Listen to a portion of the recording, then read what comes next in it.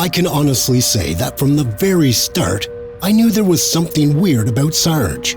Obviously, the first thing that struck you about him was his immense size. Twice the size of most dogs of his breed, he was an enormous black Alsatian, the breed that some call German Shepherd, and looked to me more like a gigantic timber wolf than a domestic pet. His fur was of the most perfect jet black you'd ever seen and was matched in a very unique way by the color of his eyes. So black and so completely matching his fur that at certain angles, it seemed like he had no eyes at all. I'm sure that some would have described him as a beautiful animal or a fantastic specimen. For me though, despite my overwhelming love of dogs, there was always something not quite right. I'd been working at the Moulton animal shelter for about 2 years by the time Sarge's owner brought him in. Up to that point, I had never had ill feelings toward any animal. I had had my fair share of biting dogs, hissing, and irredeemably aggressive cats, but I had never once thought that any of them had malice or wickedness in them, just instinct. In every case, I would have been quite happy to go to the same animal and pet it a few hours later, once it had calmed down and had time to get used to its new surroundings. With Sarge, though, something was unquestionably different. At first, I felt guilty for disliking Sarge. After all, he was an innocent, blameless animal. I also wondered if my antipathy towards him was because of the impression created upon me by the guy who brought him in, which again would not be Sarge's fault.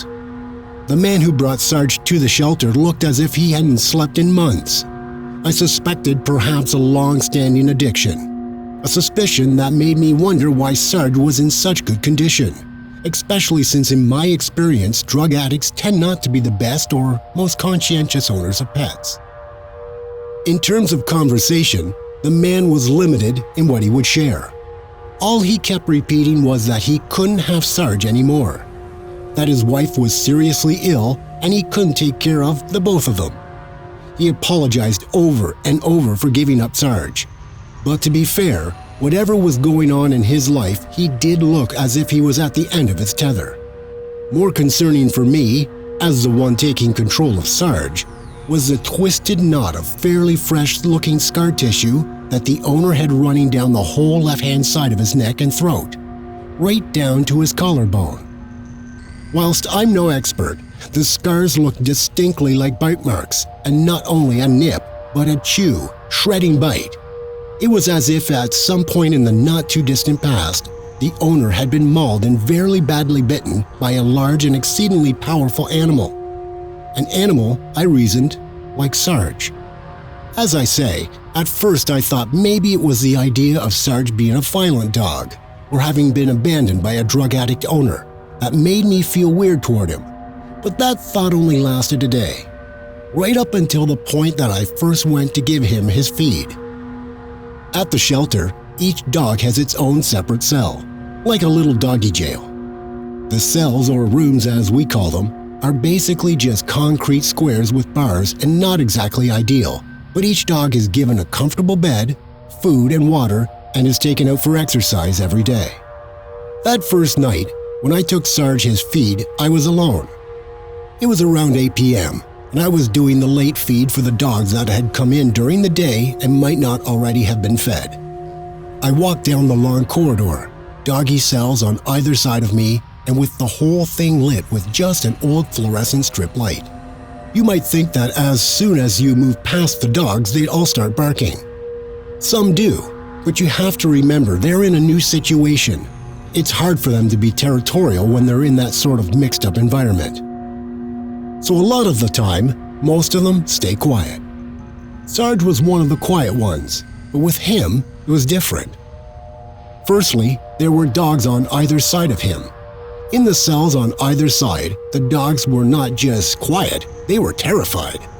They cowered and whimpered in the corners, cringing and curled up, tail between their legs as if they were trying to get as far from the adjoining walls as possible. Sarge, however, was not hiding. He was waiting. He was seated in the very center of the cell, head perfectly upright, back as straight as dogs could be and remaining perfectly, utterly still. It was almost like someone had carved a dog out of wood and put it there in his place. He never moved a muscle, never even blinked. Instead, he just sat there and stared in perfect silence. It was the damnedest thing. I called him, filled his bowl and encouraged him to come for it, but he didn't. Instead, he was just there, rooted to the spot in a kind of regal, upright stance glaring right into my eyes. I remember turning to walk back up the corridor and hoping that someone would adopt that one soon, because something about the way he looked at me, with an understanding and menace that was, well, it wasn't dog-like, kind of freaked me out, though not close to as much as the next night. During the day shift, I checked on Sarge again, and once again found him sitting perfectly still, motionless and staring. His food had not been touched, and I made a note that I would need to pass that observation on to the vet. I then went off to some of my other rounds. When I went to check on the dogs again, and Sarge in particular, around 6 p.m., what I found made my legs go weak. Sarge was gone. The cell was empty, and the dogs on either side, having now found their snap, were barking crazily at the bare walls, as if from either side to break through to the empty cell between them. The cell that had held Sarge had only a small window about 7 feet from the ground through which he could have escaped, though that I knew was impossible, since the window wasn't even large enough for a small boy to squeeze through, never mind a dog of Sarge's unusual size. I ran to the end of the corridor, picked up the phone and called my boss to say that one of the dogs was missing when, almost instantly, I heard yelping, as if from a dog in pain, coming from the end of the corridor. Rushing back with such speed that all of the other dogs were woken or aroused and began to bark frantically, I ran to the end of the corridor, only to find Sarge exactly where he should have been, still sitting there, straight-backed, upright, and perfectly still in his cell. I felt my stomach flip over. He had not been there. I would swear in a court of law on a pile of Bibles stacked to the ceiling that the first time I came to the end, that dog was not in that cell and the space was completely empty. Unsure of what I had seen or what had just happened, I backed away, still feeling Sarge's jet black eyes on me and marching in a walk that was half-run back to the end of the corridor, making my excuses to my boss and apologizing for the misunderstanding that deep down I knew was not a misunderstanding at all. For the rest of the evening, I couldn't bring myself to walk back to the end of the corridor and face the dog. Glancing down once in a while toward the end of the corridor, where Sarge was housed, it seemed to me somehow to have dimmed, as if the yellow glow thrown by the strip light was itself retreating, and just like the dogs either side, shrieking back from where that black thing was housed. I was glad to get home that night, but I have to admit, I spent much of a restless night dreaming about the jet black dog with the coal black eyes. The next day, when I dragged myself exhausted in for my shift, I was met with news that Sarge was gone. Not disappeared as I believed he had the night before, but adopted. According to my colleague, when the couple that took him had come around, he had been the most adorable ball of fluff, excitedly leaping around the clients, tail wagging and rubbing up against them like a new puppy.